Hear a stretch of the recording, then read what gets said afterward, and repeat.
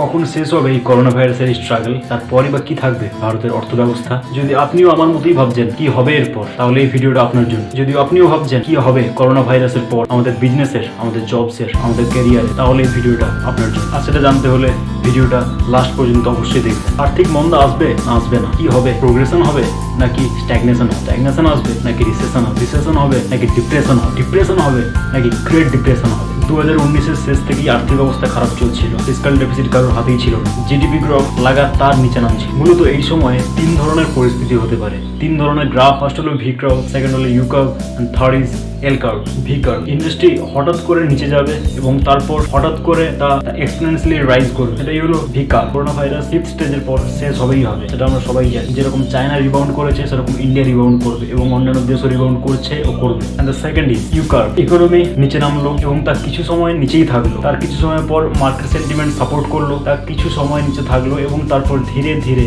উপরে উঠতে শুরু করলো এবং তারপর হঠাৎ করেই তা উপরে উঠলো। এটাকে বলা হবে ইউ কার্ভ। আর তারপর আসে থার্ড এল শেপ, যেটা হলো সব থেকে ডেঞ্জারাস ও ভয়ানক স্টেপ, যেখানে ইকোনমি নিচে গেল এবং সেখানে থাকলো এবং সেখানেই থাকলো আর সেখান থেকে উপরে উঠলো। অনেক টাইম লাগলো সেখান থেকে উপরে উঠতে। এটাকে বলবো আমরা এল কার্ভ, যেটা মার্কেট এবং ওই দেশের উপর সব থেকে খারাপ পরিস্থিতি বলে গণ্য করা। আর যদি এলাবোরেট করা যায় তাহলে এই পরিস্থিতির মধ্যে দেশে মোট তিন ধরনের বিজনেস থাকবে। First winner industry, second loser industries, and third in betweener, মানে এর মধ্যেকার ইন্ডাস্ট্রিজ গুলো। উইনার ইন্ডাস্ট্রিজ মধ্যে আসছে যেমন ই কমার্স বিজনেস, অ্যামাজন। যদি আমরা ঠিক করে লক্ষ্য করি তাহলে দেখতে পাবো যে অ্যামাজন এই ডেফিসিটের মধ্যে 1 লাখ নতুন কর্মসংস্থান করেছে, নতুন চাকরি দিয়েছে all over the world. JD.com, JD.com একটা চাইনিজ কোম্পানি যে আনম্যান্ড ভেহিকেল এবং আনম্যান্ড গান চালাতো। আনম্যান্ড কাকে বলবো? যেখানে কোনো রকমের মানুষ ছাড়াই রোবটের দ্বারা সবকিছু অটোমেটেড করা থাকে, তাকে আমরা বলবো আনম্যান্ড। চায়নার উহানে JD.com এই সময় $1 বিলিয়ন বিজনেস করেছে। ড্রোন দিয়ে সাপ্লাই করেছে, ড্রোন দিয়ে ডেলিভারি করেছে JD.com। Second industry entertainment, gaming and streaming, যার মধ্যে আসবে নেটফ্লিক্স, অ্যামাজন প্রাইম ভিডিও আর ডিজনি। সিম্পলি যদি ঠিক করে লক্ষ্য করেন তাহলে দেখতেই পাবেন যে এদের ভিউজ অলরেডি বেড়েছে, ভিউয়ারশিপ আগের থেকে অনেক বেড়েছে। মানুষ অনেক বেশি নেটফ্লিক্স, অ্যামাজন প্রাইম ভিডিও এগুলো কনজিউম করছে, কারণ ওয়ার্ক ফ্রম হোম হচ্ছে, মানুষ বাড়িতে আছে, ইন্টারনেট আছে, সেই কারণে। Third industries logistics and delivery. Alibaba.com, Chinese company, Chinese startup founded by Jack Ma. কি করেছে এই সময়? চায়নার উহানে প্রচুর ফাস্ট ডেলিভারি করেছে, $5 মিলিয়ন এর বিজনেস করেছে শুধু মাস্ক আর স্যানিটাইজারের জন্য। Alibaba.com। Fourth video conferencing app, যেরকম দেখতে পাবেন জুম, স্কাইপ, ওয়েব, সবকিছু বন্ধ ছিল, ওয়ার্ক ফ্রম হোম ছিল, মানুষজনকে বাড়ি থেকে কাজ করতে হবে, হোটেলস বন্ধ, কনফারেন্স হল বন্ধ। তাই মানুষজন কি করছিল? এই সব অ্যাপের উপরে বেশি ফোকাস করছিল। তাই ডিজিটালি কনফারেন্স বিল্ড করেছে এই সব অ্যাপ, যা এখন লাভের মধ্যে চলছে। তারপর আসছে নন সাইক্লিক্যাল বিজনেস। সেটা আমরা কি করে বুঝবো? নন সাইক্লিক্যাল মানে যার কোনো সাইকেল নেই, ওঠা নামার কোনো ব্যাপার নেই, যা বাড়বেই এবং বাড়তেই থাকবে, একা একাই বাড়বে, এর ডিমান্ড অলওয়েজ থাকবে। নন সাইক্লিক্যাল বিজনেস যেমন কনজিউমার এসেন্সিয়াল, টুথপেস্ট, সাবান, grocery, cosmetics and men, alcohol. And the sixth is pharmaceutical business, মেডিসিনের বিজনেস, যেটা আপনি লক্ষ্য করলে দেখতে পারেন এটা ইনইলাস্টিক বিজনেস, যা বাড়বেই বাড়বে এবং যা চলবেই চলবে। যতই লকডাউন আসুক, যতই রিসেশন আসুক না কেন, মানুষজন ওষুধ কিনবে, যা সেল হবেই। And the second category loser business, যার মধ্যে আসছে ট্রাভেল, এয়ারলাইন, ইনভেস্টমেন্ট ব্যাংকার। মার্কেটের এই কন্ডিশনে রিসেশন আসবে তাহলে সেখানে investment. Economy, share market down হবে এই টাইমে, তাই economy is down. Tourism, oil and gas, construction, যা প্রথম থেকেই ডাউন চলছিল, ইনফ্রাস্ট্রাকচার যা প্রথম থেকেই ডাউন চলছিল, এই টাইমে এসে আরো নামবে। Mining, retail, employment services, transportation, entertainment, cinema, salon, food, hospitality, food stationery, gift store, printing, furniture, motor vehicle dealer, home furnishing, private equity, energy company, venture capital. তার মধ্যে আসছে newspaper, book publishing, cement concrete business, product manufacture, building materials and supply deals, সবকিছু এই টাইমে down হবেই হবে loser businesses. আর তারপর আসছে in betweener businesses, banking, manufacturing, health care and education. এসব বিজনেস উপরে উঠতেও পারে আবার নামতেও পারে। এগুলো ডিপেন্ড করবে নিউ টেকনোলজি এবং নিউ প্রসেস অ্যাডপশনের উপর। যত ফাস্ট এরা নিউ টেকনোলজি এবং নিউ প্রসেস অ্যাডপ্ট করতে পারবে তাহলেই এই বিজনেস একমাত্র উপরে উঠতে পারবে, না হলে এই বিজনেস এই টাইম থেকে পরের টাইমে চাকরি করতেই থাকবে, ওঠা অসম্ভব। মেনলি যদি ফোকাস করা হয় তাহলে ইন্ডিয়ান ইকোনমি ডিপেন্ড করবে এই সময় কনজাম্পশনের উপর। What is consumption? Indian economy 2019-এই খারাপ ছিল, তারপর 2020-তে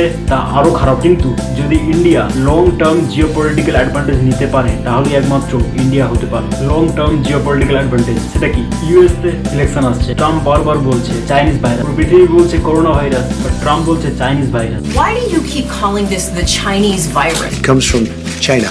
As you know, China tried to say at one point, maybe they stopped now, that it was caused by American soldiers. That can't happen. It's not going to happen. Not as long as I'm president. It comes from China.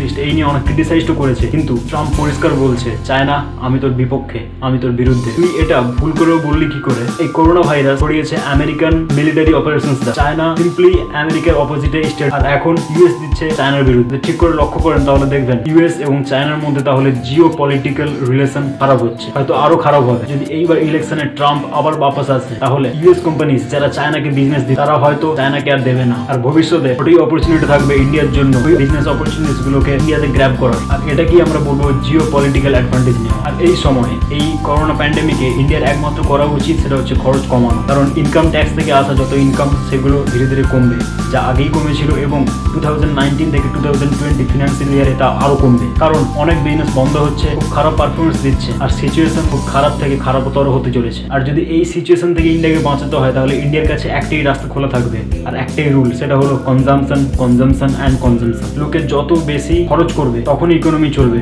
অর্থনীতি চালানোর একটাই rule, সেটা হলো consumption. লোকে যত বেশি পয়সা খরচ করবে, যত বেশি কনজাম্পশন হবে, তখনই অর্থ ব্যবস্থা সচল হবে, তখনই ইকোনমি রান হবে। কনজাম্পশন কি? কনজাম্পশন মেনলি আসে পার্সোনাল ডিসপোজেবল ইনকাম থেকে। পার্সোনাল ডিসপোজেবল ইনকাম সাধারণ ভাষায় personal income minus personal tax is equal to personal disposable income. 1 lakh টাকা পার্সোনাল ইনকাম মাইনাস ধরে নিলাম 15,000 টাকা পার্সোনাল ট্যাক্স, তাহলে 85,000 85,000 টাকা পার্সোনাল ডিসপোজেবল ইনকাম। যদি কোনো রকম ভাবে দেশে পার্সোনাল ডিসপোজেবল ইনকাম বাড়ানো যায় তখনই একমাত্র অর্থনীতি চাঙ্গা হয়। কিন্তু যখন এইরকম সিচুয়েশন তৈরি হয় অর্থনীতিতে, তখন মানুষ দুটো জায়গাতে পয়সা খরচ করবে। হয় এক, মানুষ পয়সা কনজাম্পশনের উপর খরচ করবে, না হলে সেকেন্ড ওই 85,000 পার্সোনাল ডিসপোজেবল ইনকামকে সেভ করবে। যেরকম আগে দেখা গেছে 2008 এবং 2009 সালের মধ্যে মানুষ পয়সা কনজাম্পশন করার জায়গায় সেভ করা শুরু করে, ইনভেস্টমেন্ট করার জায়গায় পয়সা রাখা শুরু করে, তার মানে কনজাম্পশন আরো কমতে থাকে। আর যখন কনজাম্পশন হচ্ছে না, 2019 থেকে আমাদের দেশের 3টে ব্যালেন্স শিট অলরেডি খারাপ ছিল। কি? Bank balance sheet, second is corporate balance sheet, and the third is MSME balance sheet. Bank balance sheet খারাপ হয়ে যাচ্ছিল time to time, Vijay Mallya থেকে শুরু করে নীরব মোদি অ্যান্ড অল। আর যখন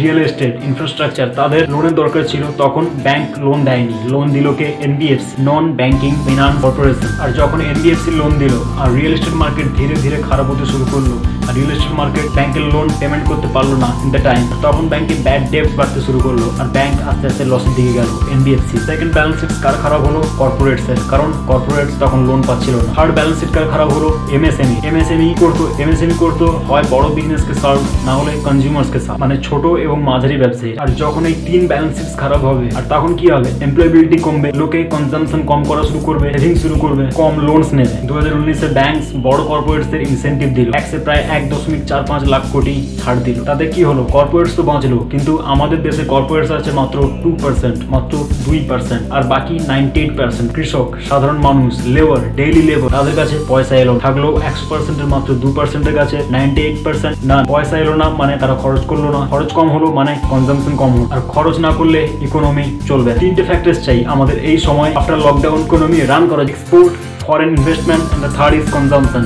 আর একমাত্র এই 3টের উপর ফোকাস করতে পারলেই আমাদের দেশের অর্থনীতি ও ইকোনমি একটু চাঙ্গা হতে পারে। আর অ্যাট লাস্ট একটা এক্সাম্পল দেব, 1946 এ ইউএস যখন জাপানের হিরোশিমা আর নাগাসাকির উপর বম্ব ফেলেছিল, আর যা পৃথিবীর ইতিহাসে একমাত্র নিউক্লিয়ার অ্যাটাক যেটা হয়েছিল জাপানের উপর, যার ভয়ঙ্কর ইম্প্যাক্ট এসেছিল জাপানের মানুষ এবং জাপানের অর্থনীতির। এই গ্রাফটা দেখলেই বুঝতে পারবেন ইউএস গ্রো করছিল, ইউকে গ্রো করছিল, কিন্তু জাপান পেছনে ছিল, অনেক পেছনে। জাপান গ্রো করছিল বাট নিজের স্পিডে। আর যখন ইউএস এই অ্যাটাক করলো জাপানের উপর, তখন ইকোনমি খুব ফাস্ট নিচে চলে গেছে। আর তখন জাপান চাইলেও অ্যাটাক করতে পারছিল না, কারণ জাপান এতটা স্ট্রং ছিল। আর তখন জাপান ডিসাইড করলো বদলা তো আমরা নেব, বাট যদি অ্যাটাক না করতে পারি তাহলে আরেকটা পদ্ধতি দিয়ে আমরা বদলা নেব। জি জান মেহনত করবো, 100% দেবো। যে যার ফিল্ডে যে সেক্টরসে কাজ করবে, সেই অটোমোবাইল, টেক্সটাইল, মেকানিক, কর্পোরেট সবাই এমন ভাবে কাজ করছিল যেন কাজের মধ্যে থেকে ইউএস এর সঙ্গে বদলা নিচ্ছে। জাপানের ইকোনমিকে এইভাবে 1 নম্বর নিয়ে যেতে হবে, যা ছিল জাপানের মেন্টালিটি। আর তারপর ওয়ার্ল্ড ওয়ার, বিশ্বযুদ্ধের পর জাপানের ইকোনমি কিভাবে ইউএস আর ইউকে এর সঙ্গে কম্পিট করা শুরু করলো,